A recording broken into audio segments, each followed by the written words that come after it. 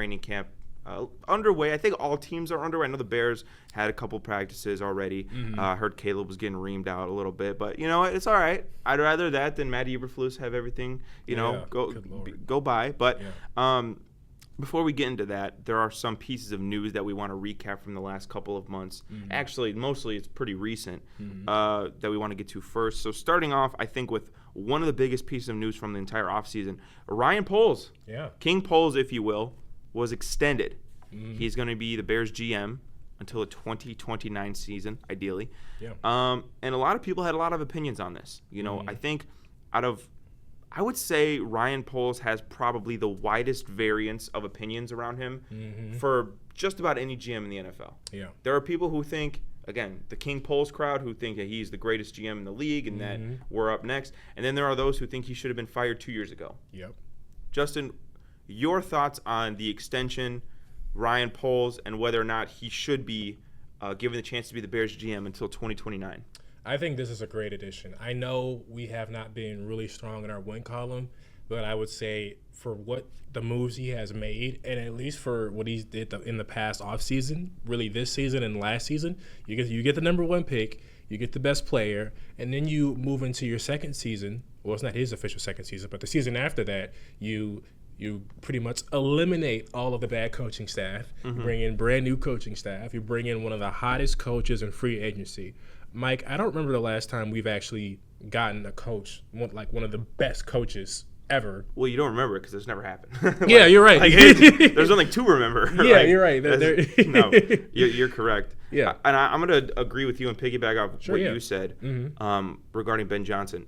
Ben Johnson came to Chicago for multiple reasons. Ryan Poles was one of those reasons.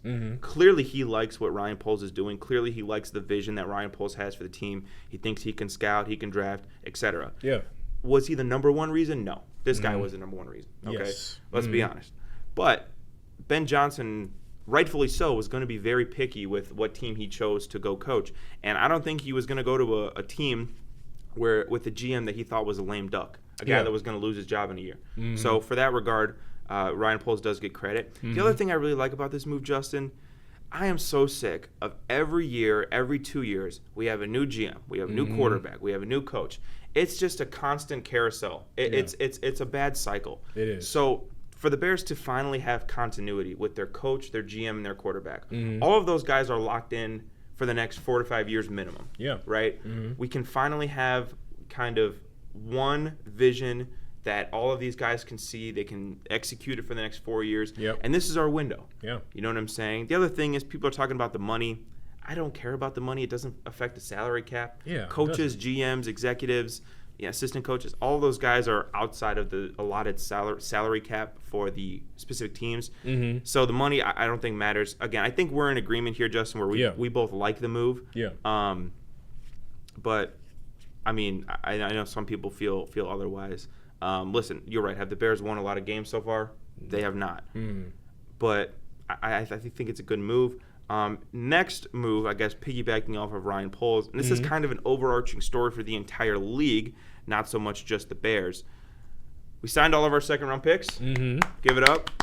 The holdouts are over. The Texans are actually the main culprits here because they signed their second-round pick, Jaden Higgins, to a fully guaranteed contract in the second round, which was pretty unprecedented, and that caused a kind of domino effect with every second-round pick, or nearly every second-round pick, that was like, hey, I want guaranteed contracts. I want all my money guaranteed. So that was kind of a bit of a contentious subject for a while there. We weren't sure that some second-round picks were going to be signed and report, but we have 3 second-round picks, Shamar Stewart, Luther Burden, and Ozzie Trapillo. They are all signed. They're ready to go, and they're participating in training camp.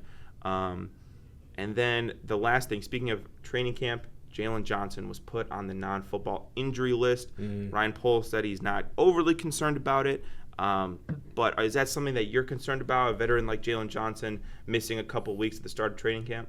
I'm not, right? I think that at the end of the day, like, our biggest focus is making sure that everyone's ready for game one. So I think if there's any injuries, if there's any, I don't know. I know a lot of these guys train before the, training camp in the off season. I'd rather get everyone healed up, ready to go, so that way we can be ready for week one. No, I'm not concerned about it either. Number one, he's a veteran. Number two, he's a fantastic player. And I know there are people that are saying, well, he's missing the new install of Dennis Allen's defense.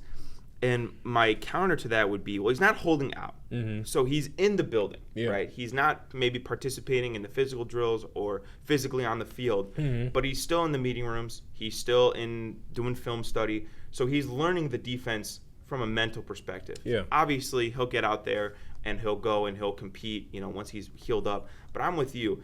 I don't need a guy like Jalen Johnson fighting to come back week 2 of training camp and then it affects him going into the season. Right. If he needs to take a couple weeks as a veteran, as a leader of this team, as a guy they're paying $90 million, I think he deserves that right. So I would rather that. I know some people the conspiracy theorists out there were saying that this is a contract holdout, and since some of the other corners were getting paid, he was wanting a little bit more money.